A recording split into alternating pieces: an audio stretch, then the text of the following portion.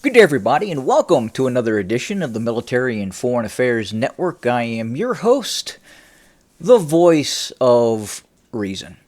Well, welcome to the program. Today, first, we're going to start our coverage of Davos. The Davos meeting of the World Economic Forum continues until I believe tomorrow. I believe it ends tomorrow, does it not? So I got to tell you, has anybody watched some of the excerpts of the meetings that are taking place? They really enjoy using the phrase or the two words world order. I have heard old order, I have heard new world order probably 50 times. These people must be idiots to think that they don't even have the common sense to drop that insidious phrase. Anything referencing world and order should be deleted from their commentary, but they don't. Because they think you, the listeners of this program, are idiots. I got to tell you, it really reminds me, as I listen to again, some of the excerpts out of the Davos meeting and some of the meetings and some of the keynote speakers, it reminds me of, so I've been in a leadership position of large corporations.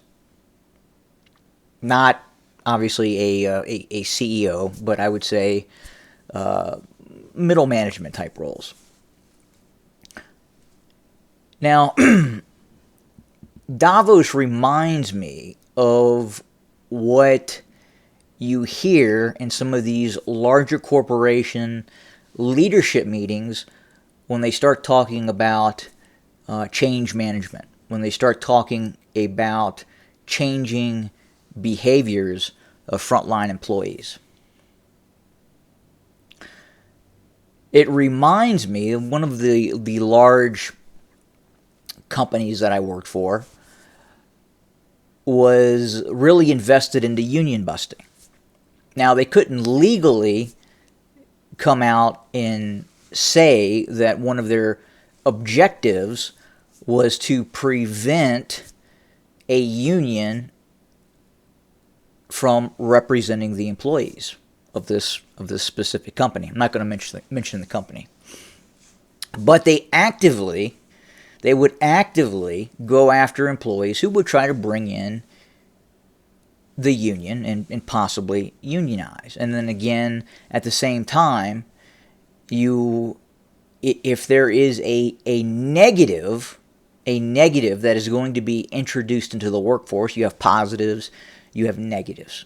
Maybe a positive could be a pay increase. It could be the changing of maybe the time off allowances. It could be something changing internally. Then you have negatives in which you could see a compensation reduction. You could see additional work being placed on the frontline employees, and therein you would have the change management aspect of these large corporations. That is what Davos reminds me of. It reminds me of a large corporation trying to get its key leadership members together and hatch out some sort of change management scheme, some sort of nefarious design within the business that the employees are not going to like, but you as in a leadership role, you're going to have to spin this, and you're going to have to make the frontline employees accept this change in the business. That is what Davos reminds me of. But they're doing this on a scale unprecedented. They're doing this to multiple countries. They are trying to change ideologies. They're trying to change the way you think, the way you eat, the way you conduct yourself in terms of transportation to and from places. Incredibly nefarious, insidious. And they can't help themselves but they continue to say New World Order. And I got to tell you, the Klaus Schwab guy, that guy, oh boy. Anyway, check it out. It's incredibly interesting, and at the same time, incredibly disturbing as well. Also, the war in Ukraine continues. The Russians now appear to be conducting cleanup operations in the area of Krinky. Now, this is this locale here.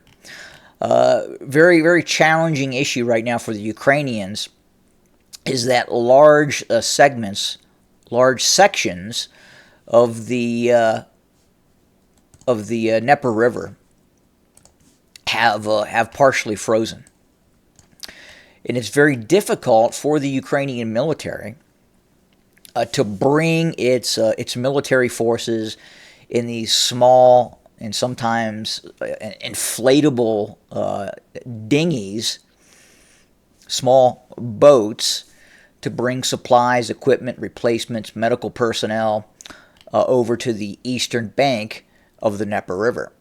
The weather, the ice is preventing the Ukrainians from doing that. It sounds like the intel that we have is a large amount, and there wasn't a significant amount of Ukrainian forces on the eastern bank of the Dnieper River. But it sounds like they have been redeploying and trying to move platoon and company-sized elements out of some of these areas.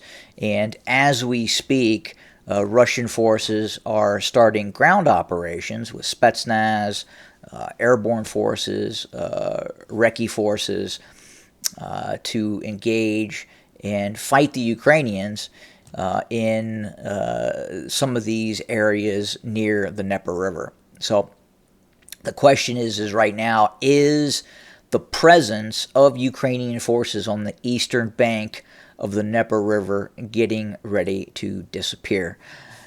Very possibly. Very, very tough situation, and what makes it even more tough is the weather and the inability to move back and forth across the Dnieper River.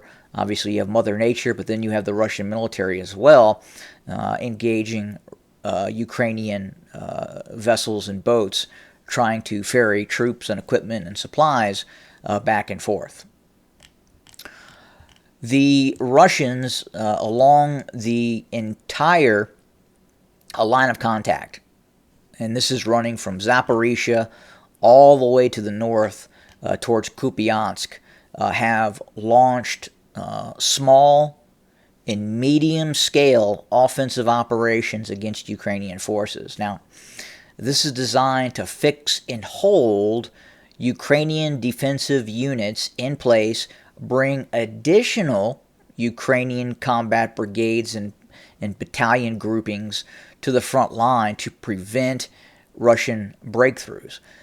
At which time, the Russians then attack these forces and are continuing to attack these forces with aviation assets, kamikaze drones, and heavy artillery. The Ukrainian military is slowly being killed along this front line. It is a slow process, but it is happening. The morale of the Ukrainian military is at an all-time low. The recruitment of additional Ukrainian frontline soldiers is also at is at an all-time low. The age of Ukrainian forces, as I've talked about before, is steadily increasing. There are more and more reports coming from cities throughout Ukraine of people being snatched up on the streets and quite literally pressed into military service. There are now reports in some cases that wounded, discharged Ukrainian former soldiers are now being repressed into military service. That's how bad the situation has gotten. Now, in the meantime, there are still hundreds of thousands, if not millions, of fighting-aged Ukrainian males that have vacated Ukraine and continue to seek safe harbor in Western nation states in the United States, including, yeah, you guessed it, Mr. Denis Davidov. I understand that he is now wanted by the Ukrainian state. He is a fugitive from justice for fleeing the country. He did not serve his country, and now he's profiting from it. And there are some Ukrainians that are very upset about that.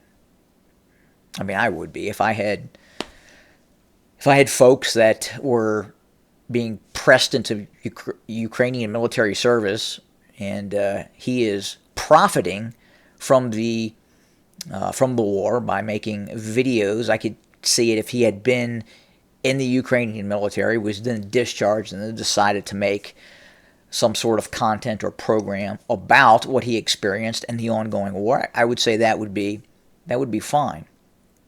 But given the fact that he fled, he was smuggled out of Ukraine without doing his military service, and then is untruthful about it on his content site, that's kind of where we sit. So I do believe this is going to continue to be a very, very slow process of the destruction of the Ukrainian military, especially with the United States not wanting to provide additional cash infusions and additional weapons and material. Now, the French have stepped up and appear to be getting ready to infuse the Ukrainian military with additional self-propelled artillery guns.